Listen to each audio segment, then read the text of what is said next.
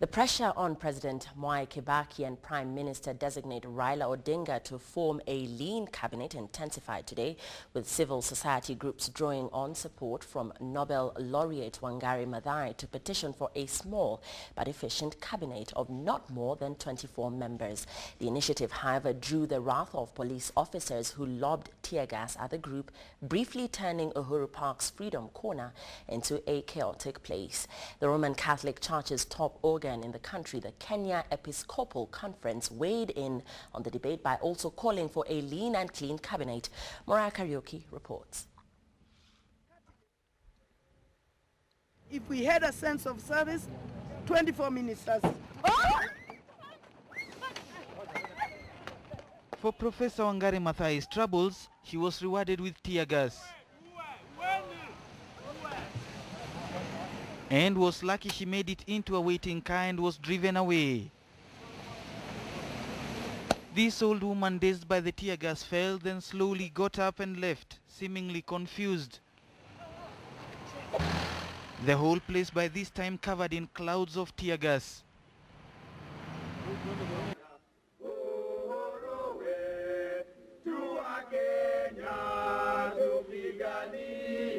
They had been doing that which many Kenyans have been doing in the last fortnight, calling on Principals Mwai Kibaki and Raila Odinga to form a lean cabinet, a debate that has grasped the nation since knowledge of PNU and ODM proposals became public shortly after Easter. ODM had proposed a retention of 34, PNU had proposed 44. Even 15 ministers would be enough, even 10 ministers would be enough, because you just need people who can work with the civil servants. But the reason why we want 44 ministers and probably 50 assistant ministers is because in this country and in many countries in our region, being a minister is not an opportunity to serve.